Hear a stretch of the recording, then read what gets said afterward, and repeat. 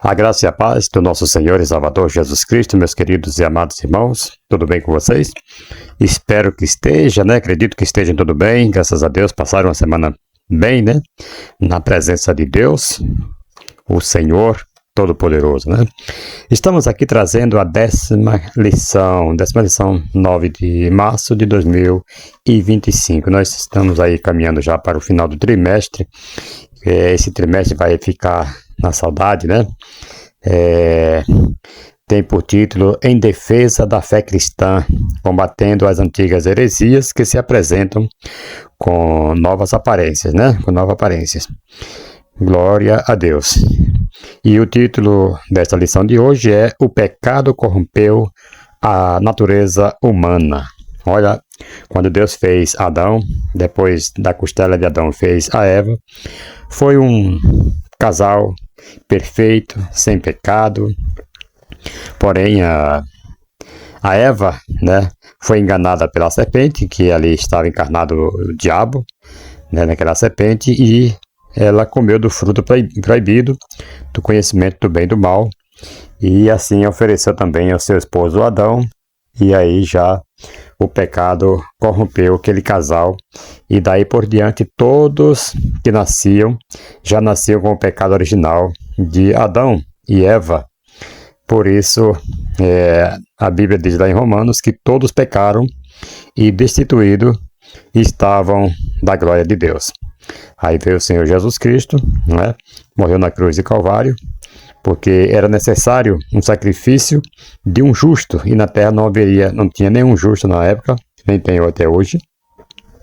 E ali ele fez o seu papel, morrendo, se entregando na cruz do Calvário por nós, Porque só ele, pôde levar nossos pecados, nossas dores. Só ele foi capaz de suportar a dor ali naquela cruz. Humano nenhum poderia enfrentar aquela morte cruel que Jesus Cristo enfrentou. Amados, e o que vamos estudar com essa lição de hoje sobre o pecado corrompeu a natureza humana? O pecado é uma realidade inegável, na vida humana, afetando toda a criação desde a queda no Éden. Desde o ventre materno, a corrupção acompanha a humanidade, tornando impossível ao homem, por seus próprios méritos, alcançar a salvação. Ninguém nesse mundo, ser humano nenhum neste mundo, alcança a salvação por mérito humano. Lá em Efésios 2, versículos 8 e 9, vai nos dizer que a salvação não é pelas obras, a salvação é um dom de Deus, A salvação, ela vem através da fé no Filho de Deus, Não é de nós, mas é um dom de Deus. A Bíblia, queridos, ela é bem clara: todos pecaram e destituídos estão da glória de Deus. Lá em Romanos capítulo 3, versículo 23. Ok. Essa lição aqui, ela explora a origem do pecado, sua extensão e as tentativas históricas de negar essa verdade como o pelagianismo, No entanto, a esperança em Cristo, a redenção é possível, restaurando ali a comunhão com Deus e oferecendo a vida eterna, como eu falei aqui já, antecipadamente. Glória a Deus. E vamos aqui ao textuário, que diz assim: porque todos pecaram, que é inclusive o que nós acabamos de citar aqui, é o nosso textuário. Todos pecaram e destituídos, que quer dizer afastados, estão da glória de Deus. Ok. Poderíamos aqui parafrasear o texto em análises assim: todos pecaram, todos os que pecaram, são pecadores, e todos os pecadores estão separados de Deus. Parafraseando aqui, O apóstolo Paulo, em Romanos 3:23, com esse versículo, hora que nós acabamos de citar, Ensina que não há distinção entre pessoas ou grupos, ninguém pode se considerar melhor ou mais digno diante de Deus. O texto ele demonstra a universalidade do pecado e de suas consequências, amados.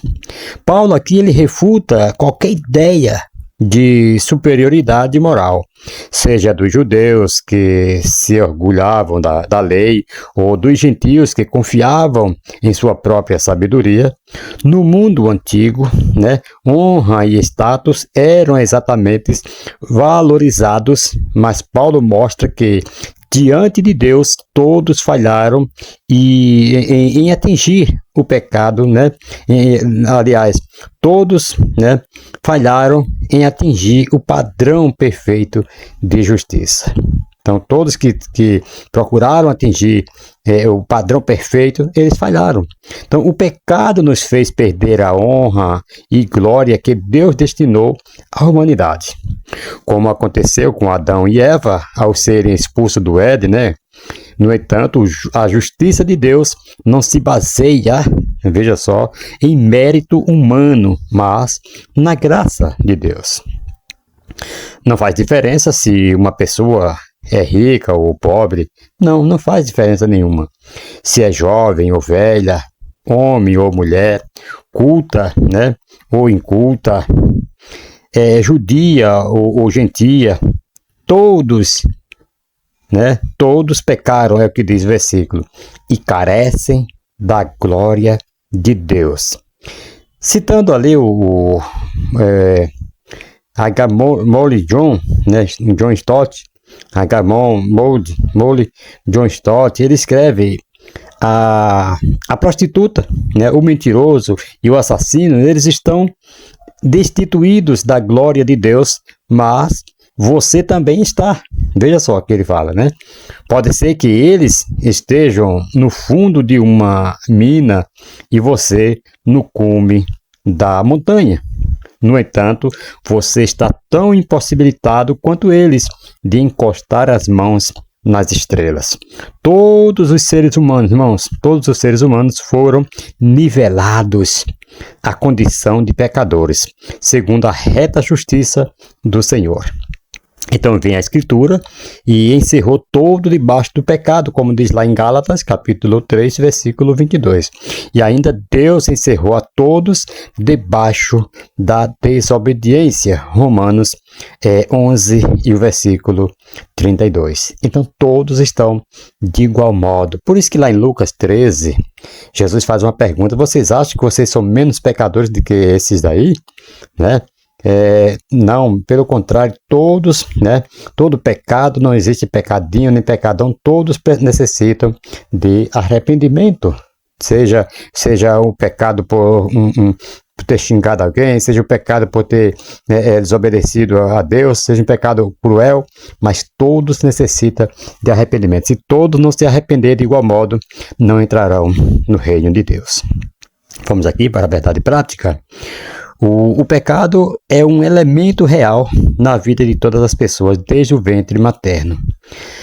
Irmãos, primeiro, a realidade do pecado, ainda que muitos tentam ignorar a existência do pecado, não podemos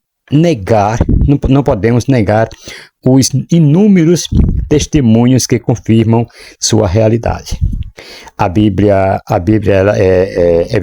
o evidencia claramente lá em Hebreus capítulo 12, versículo 1 e Salmo 51, versículo 5.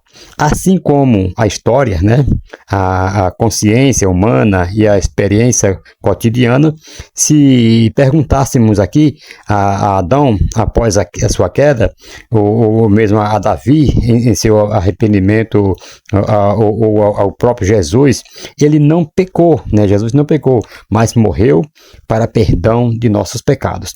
Todos confirmariam que o pecado é uma realidade inegável. Jesus não pecou, porém ele tomou sobre si os nossos pecados. Segundo, evidências da realidade do pecado.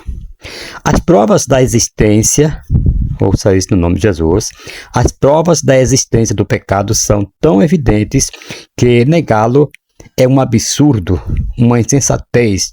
Entre essas evidências, irmãos, estão cada hospital, cada casa, cada casa funerária, cada cemitério, cada fechadura em uma porta, cada cofre de um banco, cada alarme contra ladrões, cada policial, guarda e soldado, cada tribunal e prisão, cada dor, doença, deficiência, morte, tristeza, pranto e guerra, tudo isso testemunha os efeitos devastadores do pecado da humanidade. Glorificado seja o nome do Senhor. Então, se existe hospital, se existe doença, é consequência do pecado muitas das vezes. Se existe guarda, é porque existe o bandido, é consequência do pecado. Se existe policial, é porque existe pessoas para ser aplicada a lei. Então, é consequência de pecado. Tudo que você vê nessas coisas aqui, tudo mostra a evidência do pecado. Ouça isto no nome do Senhor e Salvador Jesus Cristo. Nós vamos tentar correr um pouco aqui com esta leitura, com este assunto, porque tem muitas coisas aqui, eu não quero deixar para trás, nenhum dos assuntos. Nós vamos pular aqui a leitura bíblica em classe, que está lá em Gênesis capítulo 3, versículo 1, 6 e 7. Aí vai lá para Romanos capítulo 5, versículo 12 ao versículo 14. Depois você lê na sua casa, ou mesmo vocês, professores, irão ler com os seus alunos, Mas nós vamos aqui correr para não perder nenhum das coisas que eu trouxe aqui anotado para vocês. Doutrina bíblica do pecado e sua extensão, O autor do pecado. Glória a Deus. Irmãos, a Bíblia nos conta que o autor do pecado, a serpente que enganou Eva, e é o próprio Satanás, o próprio diabo, e Satanás. A antiga serpente, como está escrito lá em Apocalipse, capítulo 12, versículo 9. Então, o maioral dos demônios é o Satanás. Está escrito lá em Mateus 12, 24, Mateus 25 e 41. Era originalmente o querubim. Esse Satanás, ele era o querubim ungido, perfeito em sabedoria e formosura. Ouça isso no nome de Jesus. Em formosura. Você vê que o homem era perfeito em sabedoria e formosura. Conforme nós podemos ver no livro de Ezequiel, capítulo 28, versículo 12 ao 15, que ele se rebelou contra Deus e foi expulso do céu, lá dos céus, como diz lá em Isaías, capítulo 14, acho que é versículo 12 ao versículo 15. Ouça isto no nome de Jesus.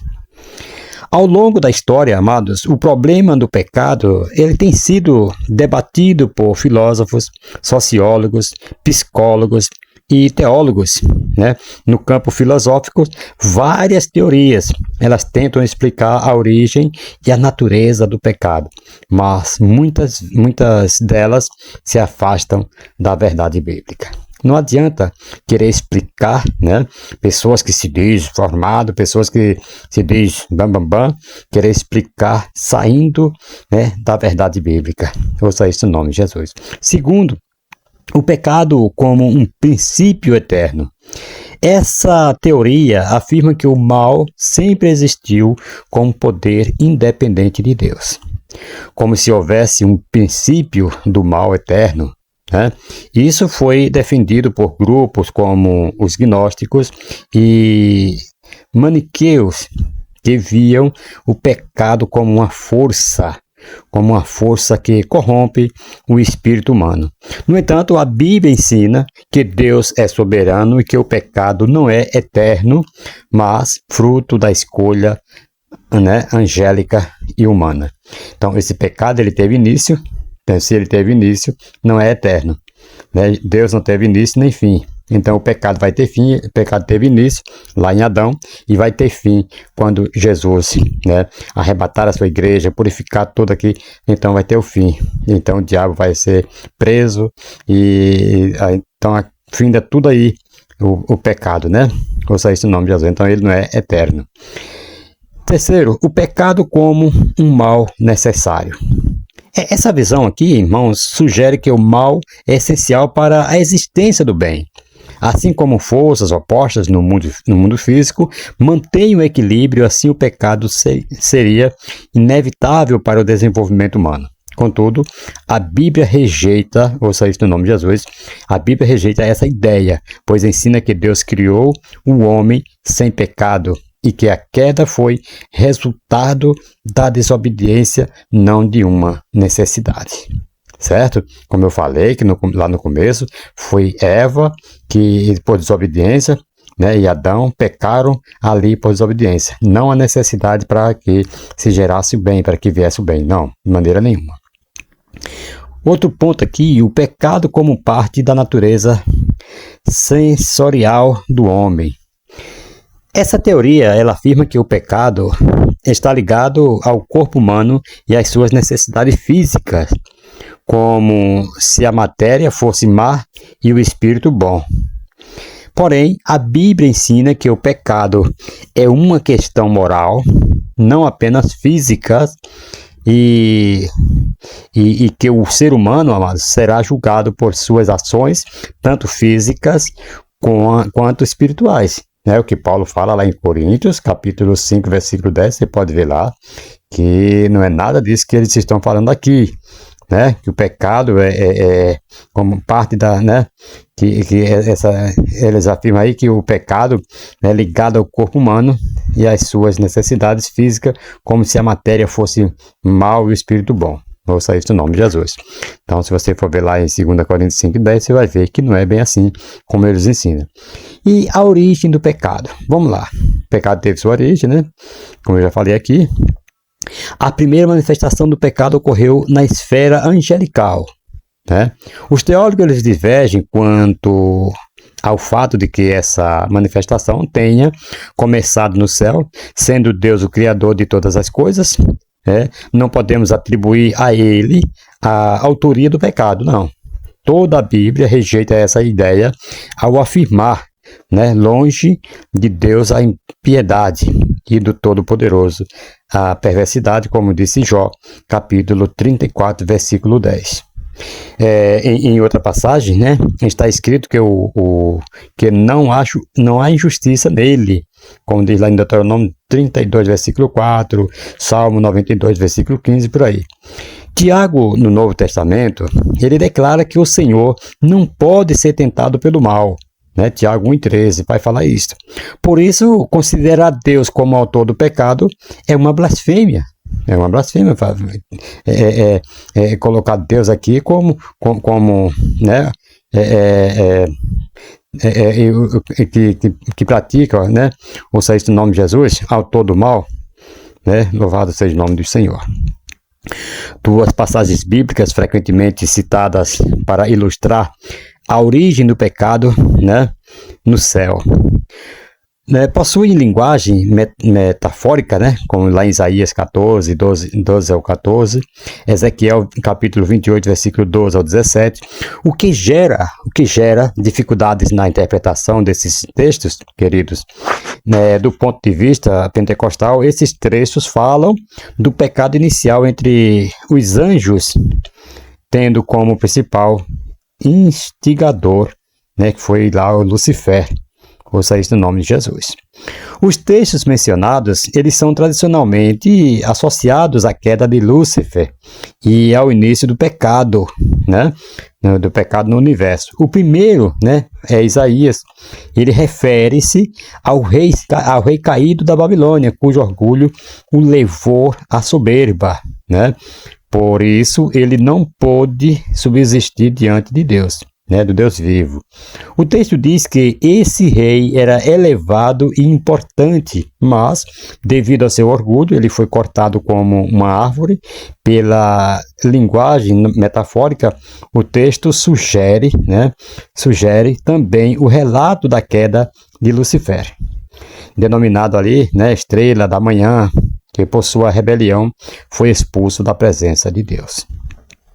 E o segundo texto está lá em Ezequiel, que nós citamos aqui, né, apresenta um lamento sobre o rei de Tiro, mas sua linguagem figurada ilustra a queda de Satanás. Todo mundo sabe que ali, aquela história lá ilustra a queda de Satanás. O que fica claro é que o pecado foi originado por Satanás. Ele pecou antes de Adão e Eva, pois se apresentou na forma de uma serpente para tentar Eva, como está lá em Gênesis 3, 1 a 6 e 2 Coríntios 11, 3. Então, Jesus declarou que Satanás é homicida desde o princípio. Está lá em João 8, 44 e 1 João 3, versículo 8. Esse aqui é Evangelho de João, que é o capítulo 8, versículo 44, e primeira epístola de João 3, versículo 8. Essa expressão, queridos, não significa que esse ser angélico, sempre foi mal, não. Mas indica que, no contexto da criação, ele se tornou opositor de Deus Trino, do Deus Trino, desde o início do mundo. Entretanto, antes da criação do universo material, os anjos já haviam sido criados, mesmo que seja difícil compreender plenamente a origem do pecado no céu. Sabemos que Deus conhece todas as coisas e faz todas as coisas conforme o conselho da sua vontade. Ouça isso no nome de Jesus. Você pode tirar essa conclusão lá em Efésios 1, versículo 11. Então, o pecado entrou na humanidade por meio de Adão e Eva, como nós já citamos aqui, Gênesis 3,19. Como isso aconteceu? A Bíblia descreve como o pecado se tornou uma realidade na humanidade quando uma criatura extraordinária e espiritual se manifestou em forma de serpente. Gênesis 3, 1 ao 7. Para enganar o homem, Então, enganar o homem e a mulher ali no jardim.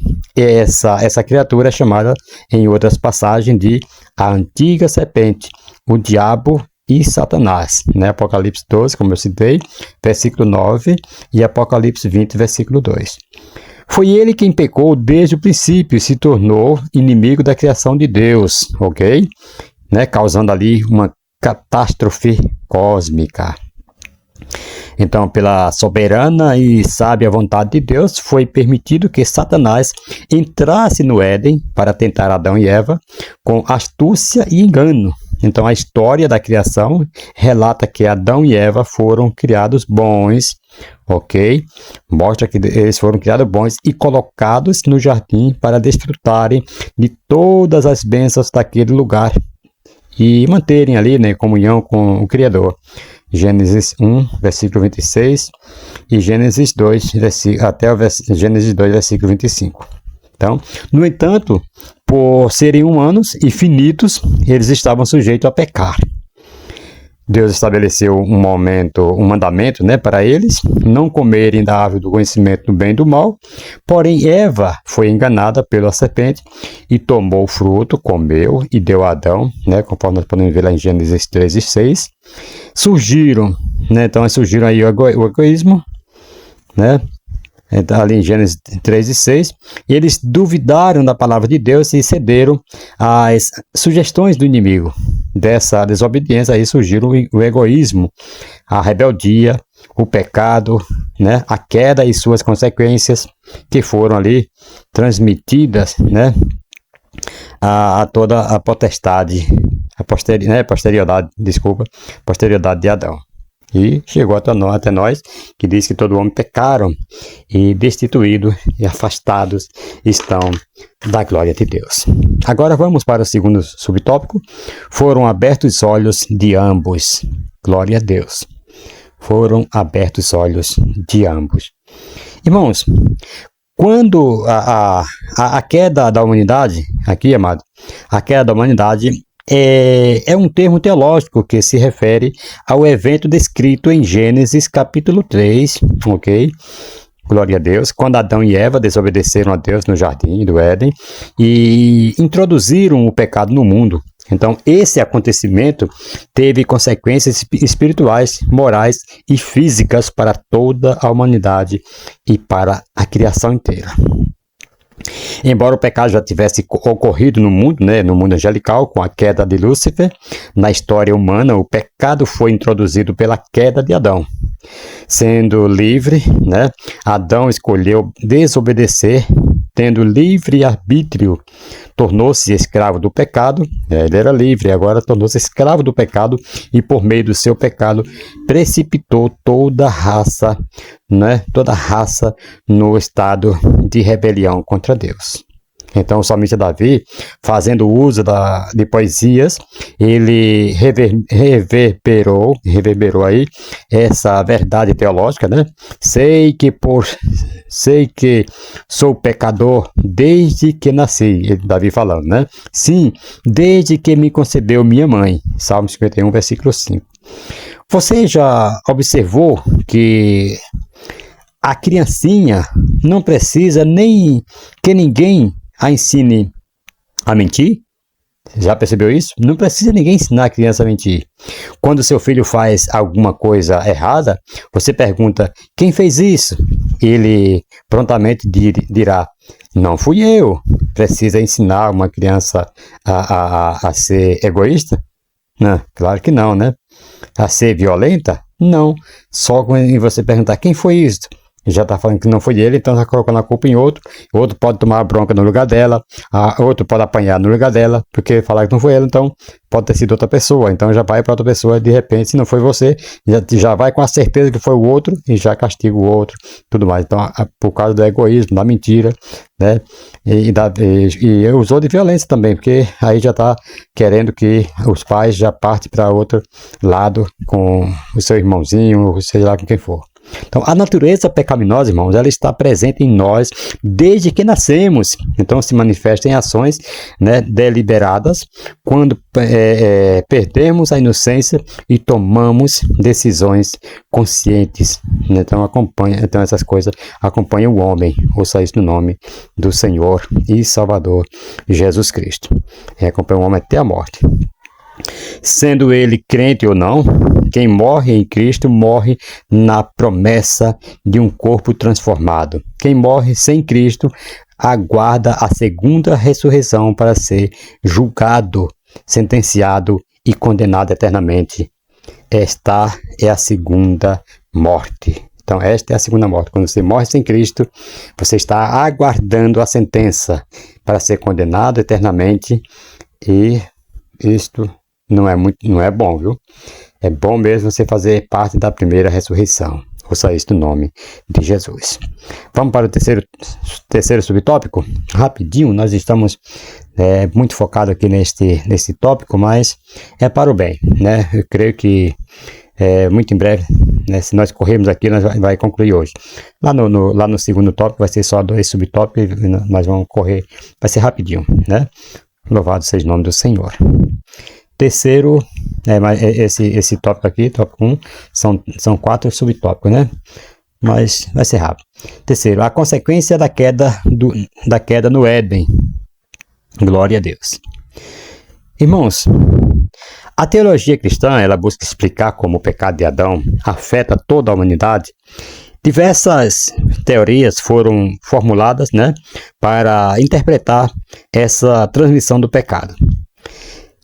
Temos aqui a teoria realista, né? Alega que todos os seres humanos estavam realmente presentes em Adão. Essa aqui é a teoria realista, né? Que ela pensa assim, alegando que todos os seres humanos estavam realmente presentes em Adão de forma seminal. E, portanto, participaram do seu pecado. Assim, a culpa e a corrupção, né, do pecado são herdadas diretamente, pois toda a humanidade estava em Adão quando ele pecou. Isso não é verdade, tá? E temos a teoria federal, também chamada de teoria da representação. Ela ensina que Adão, né, era o representante federal da humanidade. Quando ele pecou, sua culpa foi imputada a todos, né, os seus descendentes, pois ele agiu como seu cabeça legal. Temos também a teoria da imputação imediata, né?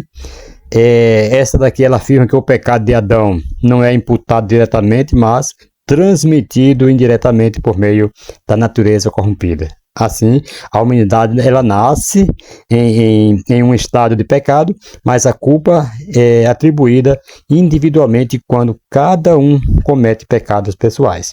Não, mas aí Davi fala que em pecado já concebeu minha mãe, né? Então, essa aqui também já fica fora. Temos também a teoria arminiana, né? Wesleyana, federalista wesleyana. Elas rejeitam a imputação direta da culpa de Adão. Ensina que a humanidade herda apenas a tendência ao pecado, mas não a culpa. Cada pessoa se torna responsável perante Deus quando peca voluntariamente. Temos também a teoria, né, da depravação, apropriada voluntariamente. Similar à visão arminiana, essa teoria, irmãos, ela defende que o pecado original resulta apenas em uma inclinação ao pecado, mas cada indivíduo se torna pecador, de fato, ao escolher desobedecer a Deus.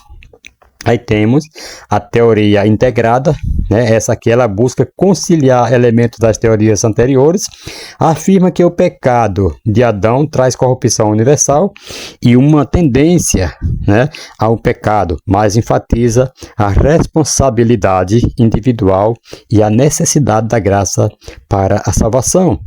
E temos os teólogos das Assembleias de Deus, né, brasileiras, esposaram aí inicialmente o federalismo.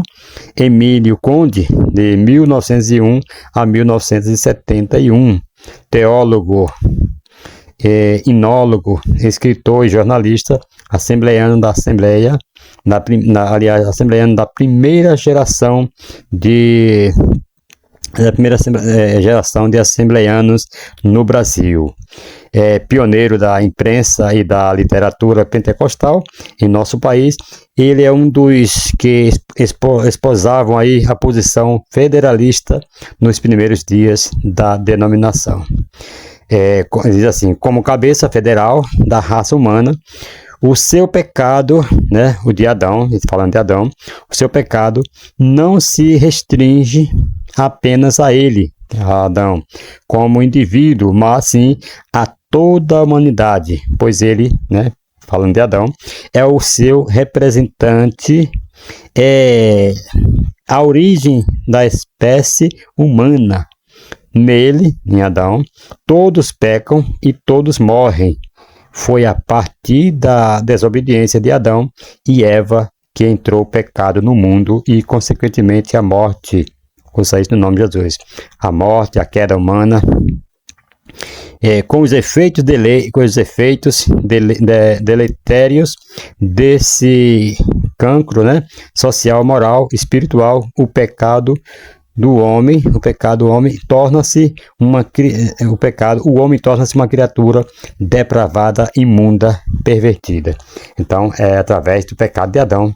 Essa aqui é a que está correta. Ouça isso no nome de Jesus, né? Então, este teólogo aqui, ele está certíssimo, né?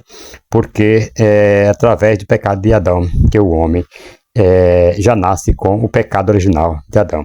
Hoje a maioria dos teólogos, né, das Assembleias de Deus no Brasil esposa ainda, né, a teoria federal, mas há também quem expose a teoria realista, né, em uma visão moderna e não católica, como esposada do Erickson, né?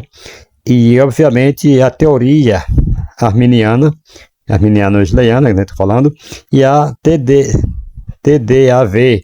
Entretanto, a posição assembleiana oficial nessa questão, tanto na Assembleia de Deus norte-americana quanto na brasileira, tem sido no sentido de apenas enfatizar os pontos fundamentais da doutrina do pecado original, sem se prender a uma teoria, né, claro, uma teoria específica da transmissão, né? Então, teólogos pentecostais norte-americanos como Frank Harrington, Roger Strondat e Van Jones estão entre aqueles que tem defendido essa posição e a recentemente elaborada Declaração de Fé das Assembleias de Deus no Brasil também vai nesse sentido. Glória a Deus. Quarto subtópico. Irmãos, extensão do pecado. Vamos lá. A extensão do pecado, querido, é também conhecida como depravação total. O que significa depravação. O que significa depravação total? Significa que mesmo o ser humano, né, podendo fazer alguma coisa boas, né, o pecado, infelizmente, prevalece em seu coração mas contamina todo o seu ser. Esse é o sentido de do termo total. Quando falamos aqui de depravação total do ser humano, à luz da Bíblia, essa depravação não é total no sentido de intensidade, mas de abrangência, né? Ela é total porque o pecado, além de prevalecer interiormente, contamina, né? Repito, contamina todas as áreas da vida da pessoa, todas, né? Não tem nenhuma área que seja assim, essa aqui é santa, essa ali é depravada. Não, está toda contaminada. Ouça isso no nome de Jesus. Vamos lá. Como coloca, por exemplo, Geisler, corretamente, o pecado se espalhou por todas as partes do nosso ser, né? Mente, emoções, vontade, corpo. Porém, isso não significa que todos os seres humanos são extremamente maus, mas que todos eles não são tão bons quanto precisariam ser. Conjugando aqui as palavras de Wesley Duevel com as de Geisler, nenhum deles é tão bom quanto precisaria ser. Alguns deles podem se tornar ainda piores. Misericórdia. Então, sobre o coração dos homens após a queda, disse Jesus. Porque do interior do coração dos homens saem os maus pensamentos, os adultérios, as fornicações, os homicídios, os frutos, a avareza, as maldades, o engano, a dissolução, a inveja, a blasfêmia, a soberba, a loucura. Todos estes males procedem de dentro e contaminam o homem. Marcos 7, versículo 21 ao 23. Ou seja, o pecado, irmãos, o pecado não é algo que vem de fora, mas algo que está dentro do ser humano, contaminando todo o ser, pensamentos, palavras e ações. Então, o homem, por natureza, ele já é caído. Então, ele nasceu na natureza caída. Então, ele tem que vigiar muito para que essa natureza que está dentro de si não exponha para fora. Ouça isso no nome de Jesus. Então, amado, em outras palavras, o ser humano, em seu estado caído, não tem livre-arbítrio, de fato, para as coisas de Deus. O livre exercício de sua vontade em relação às coisas espirituais está obliterado, né? Obliterado aí, né? Mortificado. Isto é, no que diz respeito ao estado caído do ser humano. Né? Calvinistas e arminianos estão basicamente de acordo. Esse é o ensino, né, da doutrina bíblica da depravação total, sobre o qual escreveu aí contundentemente o teólogo holandês Jacob Arminio, né, que é o fundador aí do arminiano. Nesse estado, né, nesse estado caído, o livre-arbítrio do homem para o que é bom não somente está ferido, aleijado, enfermo, distorcido, posso dizer assim, e enfraquecido, ele também está aprisionado, destruído e perdido. É preciso explicar aqui que quando o Armínio ele fala que o livre-arbítrio está destruído apenas para o que é bom, ele se refere ao livre-arbítrio para as coisas de Deus, para uma vida de santidade. Esse aqui é o contexto de suas palavras, né? Bom, aqui não significa qualquer ato correto, mas tudo que se diz respeito às coisas espirituais. Nós devemos saber separar isso aqui. O arminianismo nunca ensinou que, por ainda ter em si resquícios da imagem de Deus, o homem tem a capacidade de, mesmo no estado caído, corresponder a com arrependimento e fé quando Deus o atrai a si. Não. A iniciativa é sempre de Deus, né? Já que o homem, em seu estado caído, não pode e não quer tomar a iniciativa. Então, tudo é de Deus. A Bíblia diz que até o arrependimento é Deus quem dá para o homem. Ouça isso no nome de Jesus. Então, à luz da Bíblia, amado, o arminianismo sempre defendeu que é através da graça preveniente que a depravação total que resulta do pecado original pode ser suplantada de maneira que o ser humano poderá então corresponder com arrependimento e fé quando Deus o atrai a si. Então, o livre-arbítrio é decorrente da ação da graça preveniente. Então, ela vem de Deus, né? Vem de Deus a capacidade de arrepender-se e ter fé para ser salvo. Ouça isto no nome de Jesus. Vamos para o segundo tópico, a heresias que nega o advento do pecado. O pelagianismo. Glória a Deus. Glória a Jesus. O pelagianismo é a heresia mais antiga na história da igreja no tocante à pecaminosidade do gênero humano.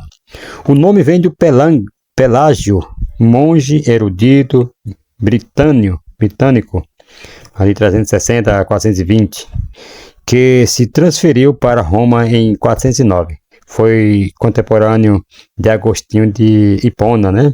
Ali nos anos 354 a 430. Aí vamos aqui a um resumo rápido, né? Pelágio da Bretanha, 350 a 423, ele foi um reformador moral cristão que, apesar de suas boas intenções, caiu em heresia ao desenvolver doutrinas incompatíveis com a ortodoxia cristã, de origem britânica, né? Pelágio estudou jurisprudência em Roma e, ao se converter formalmente ao cristianismo, ouça isso no nome de Jesus, ele decidiu dedicar-se à moralização da sociedade romana, que considerava decadente. Sua influência cresceu rapidamente, atraindo aí seguidores como Celestio, que se tornaria seu principal discípulo, né? Então, apesar de seu foco na reforma moral, Pelágio, ele inadvertidamente formulou conceitos teológicos controversos. Então, sua principal heresia foi a negação do pecado original. Então, aí foi uma heresia que chutou o balde, né? Chutou o pau da barraca. Então, ele acreditava que Adão havia dado apenas um mau exemplo e não que sua queda havia transmitido o pecado à humanidade. Olha só. Então já está indo, né, contrário ao que diz a Bíblia, né? Então, em consequência, afirma que o homem possuía total capacidade de seguir a lei divina sem a necessidade da graça preveniente de Deus. Para ele, a graça consistia no dom da razão e na revelação da lei, e não em um auxílio divino indispensável à salvação. Veja só. Então, o pelagianismo, ele gerou forte oposição, principalmente de Agostinho de Hipona, né? Que defendeu a doutrina do pecado original e a necessidade da graça para a redenção. Então, a controvérsia levou a sucessivos sínodos, dos quais as ideias de Pelágio foram condenadas, né? Então, seu discípulo Celestio foi excomungado em Cartago, né? Em 411, e Pelágio, por sua vez, conseguiu justificar-se temporariamente em sínodes, né? Na Palestina, em 415. Mas foi aí novamente condenado em 416 por sínodos africanos em 418. O sínodo de Cartago, com o apoio do bispo, né, de Roma, reafirmou a condenação do pelagianismo, estabelecendo que a graça divina era essencial para a salvação. A decisão foi reforçada pelo Concílio de Éfeso em 431. Então Pelágio ele tentou ali retratar-se e ajustar suas doutrinas, mas que ele tentou fazer isso, né? Louvado seja o nome do Senhor. Então, irmãos, ele tentou fazer isso aí, retratar-se, né? Ouça isso no nome de Jesus, ajustar aí suas doutrinas, mas sua heresia já estava consolidada, né? Seu nome passou a ser associado a um sistema teológico que minimizava aí a necessidade da graça e enfatizava a capacidade humana de alcançar a santidade por esforço próprio. Apesar de suas boas intenções, sua teologia foi rejeitada pela igreja, que viu nela um risco à compreensão, né, bíblica da redenção. E refutando o pelagianismo, né, ele nega o pecado original. Primeiro, a afirmação pelagiana. Ele fala: Adão pecou apenas por si mesmo e seu pecado não afetou a natureza humana. Cada pessoa nasce moralmente neutra, sem corrupção ou inclinação ao pecado. Veja só. Segundo, refutação bíblica. A Bíblia ensina que todos os seres humanos nasceram sob os efeitos do pecado de Adão e herdaram uma natureza pecaminosa. Romanos 5,12. Portanto, assim como por um só homem o pecado entrou no mundo e pelo pecado a morte, assim também a morte passou a todos os homens, porque todos pecaram. Salmo 51, versículo 5. Eis que a iniquidade foi formado e em pecado me concebeu minha mãe, como disse Davi. Acredita que o homem pode escolher o bem sem a graça de Deus. Esse aqui é o pensamento dele, né? A afirmação pelagiana. O ser humano tem total livre-arbítrio para escolher entre o bem e o mal, olha só, mas sem a necessidade da graça divina. Isso aqui é um absurdo, né? Que é o homem que consegue fazer isso, né? Sem a graça de Deus. Tudo, né? Nós temos, tudo que nós fazemos é pela graça de Deus, não é por escolha nossa, né?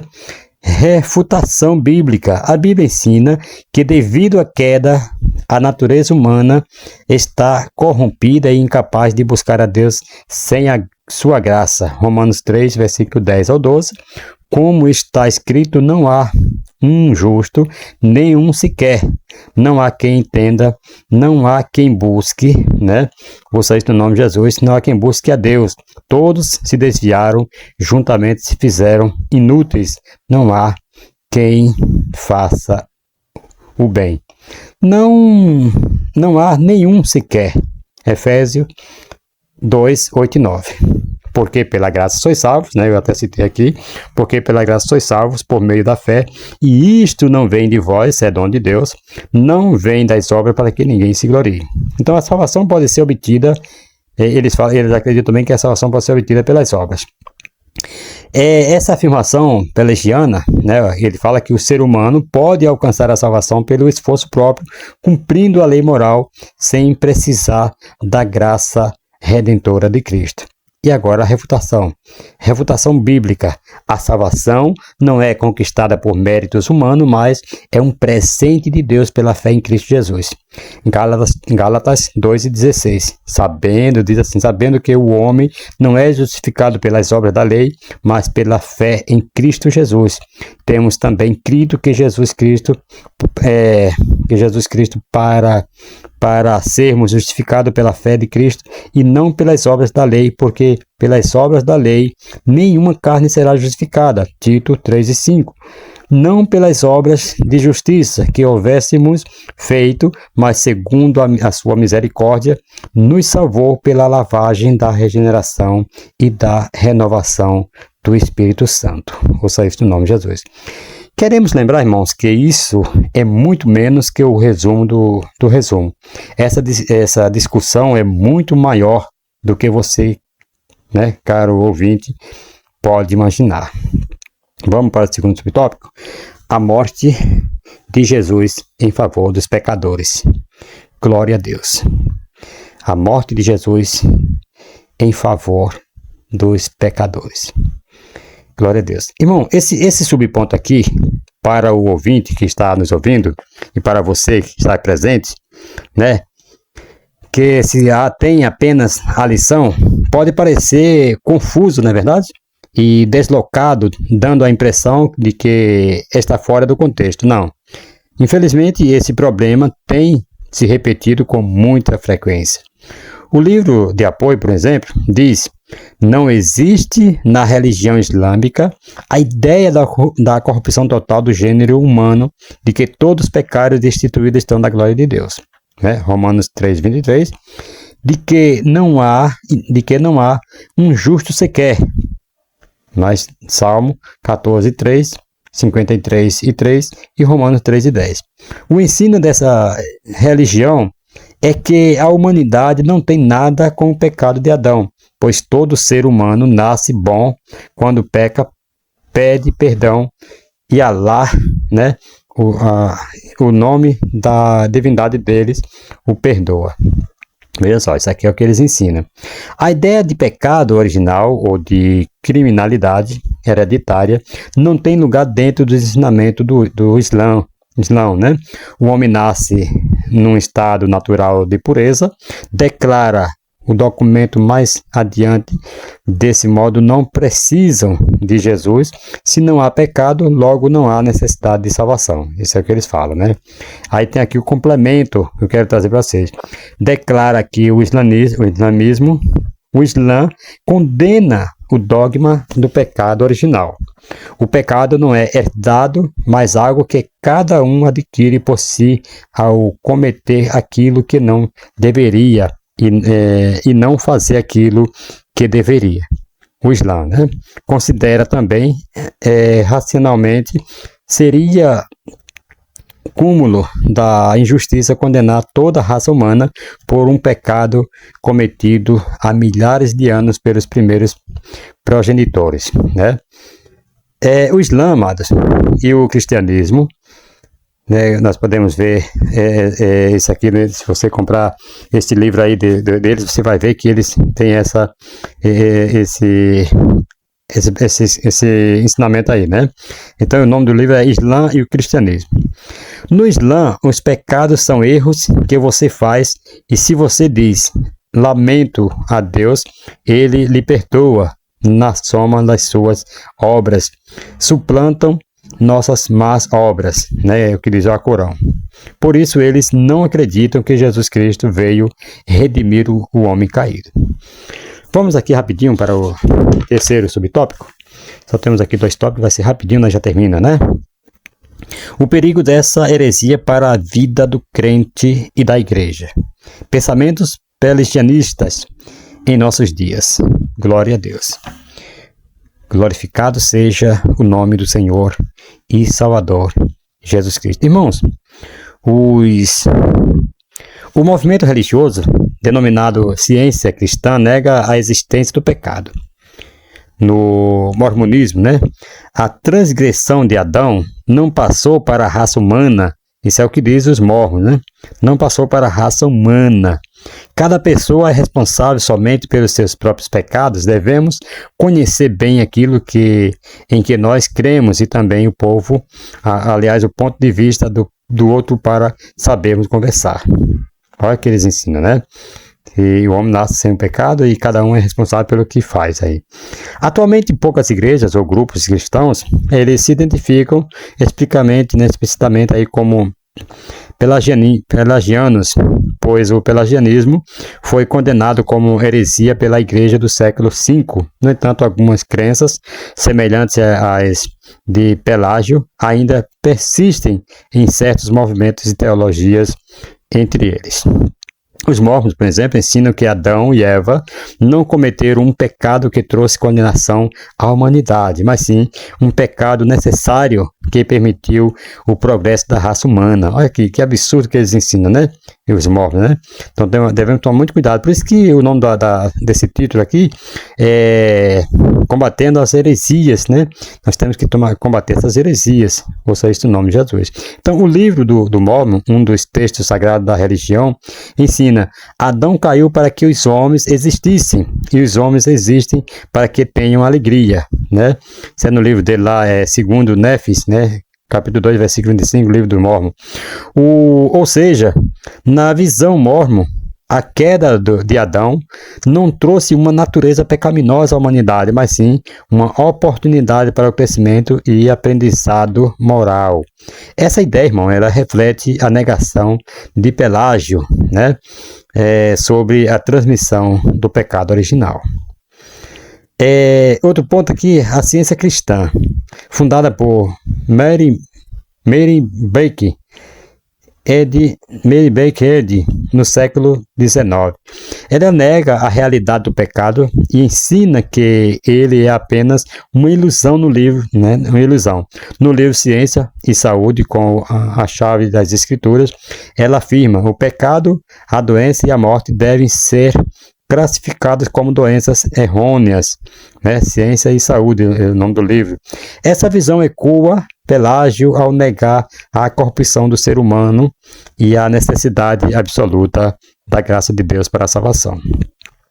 E muitos teólogos liberais, né, rejeitam a doutrina do pecado original e ensinam que o ser humano nasce moralmente neutro ou até bom.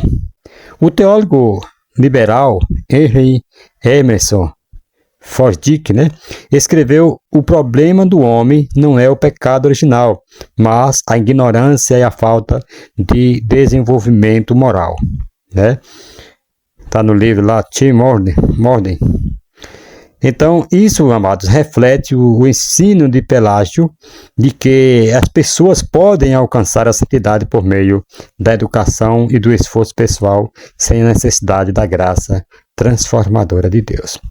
Algumas igrejas evangélicas modernas, especialmente as que enfatizam autoajuda e coaching motivacional, elas pregam o cristianismo centrado no esforço humano, sem enfatizar a depravação do homem e a necessidade da graça, né? Mensagem como você pode alcançar seu potencial máximo, se apenas decidir mudar sua mentalidade.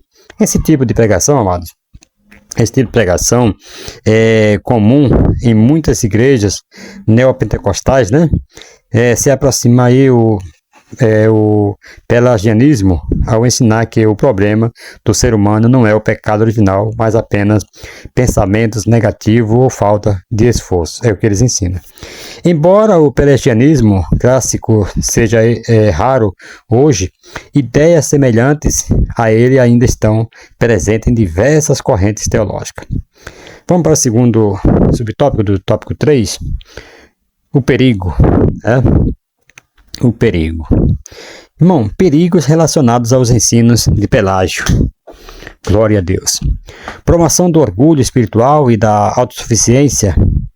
Se a salvação depende do mérito humano, cria-se um ambiente próprio para o orgulho espiritual e a crença na autossuficiência. Esse erro afasta os fiéis da humildade necessária para reconhecer sua dependência de Deus. Primeiro, veja só, abertura para o sincretismo e religiões moralistas. Se a salvação pode ser obtida por boas obras, então o cristianismo se torna apenas mais uma religião moralista, sem distinção essencial de outras tradições religiosas. Segundo, minimização da obra redentora de Cristo. Se o pecado original não corrompeu a humanidade e o homem pode alcançar a perfeita moral por si mesmo, então a cruz de Cristo se torna desnecessária, né? Essa visão contradiz diretamente o Evangelho. E o terceiro, distorção da doutrina do pecado e da graça.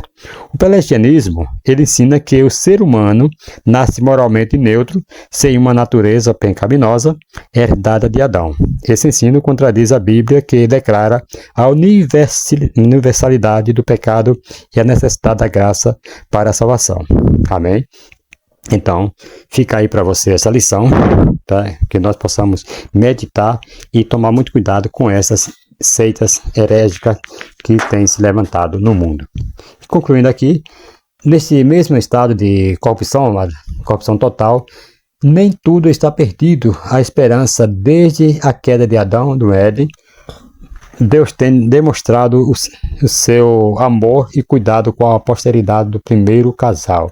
Deus não nos abandonou em seu amor e misericórdia. Nos vivificou juntamente com ele, com Cristo, pela graça. Sois salvos, como diz Efésios 2:5. Louvado seja Deus. Então, amados, a realidade do pecado e sua abrangência na natureza humana são temas de grande importância dentro da teologia cristã, certo?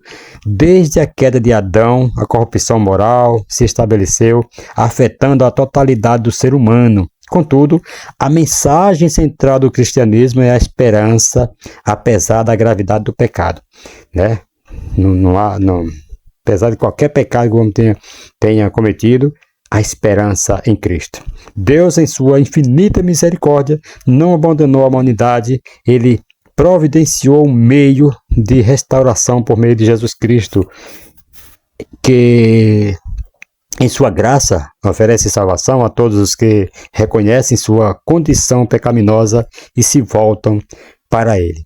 Então, a compreensão da doutrina do pecado é fundamental para o fortalecimento da fé e a resistência a heresias contemporâneas, destacando aí a importância de um conhecimento sólido da palavra de Deus, para evitar distorções doutrinárias. Portanto, a verdadeira esperança para a humanidade reside na fé em Cristo, que é capaz de transbordar vidas e restaurar a comunhão com seu Criador. Louvado seja Deus. Até a próxima, se Deus assim nos permitir, em o nome do Senhor Jesus Cristo. Na próxima lição vai ser a 11ª, a salvação não é obra humana. Ouça isso no nome de Jesus. Fica aí com mais essa lição e que Deus os abençoe em Cristo Jesus. Amém.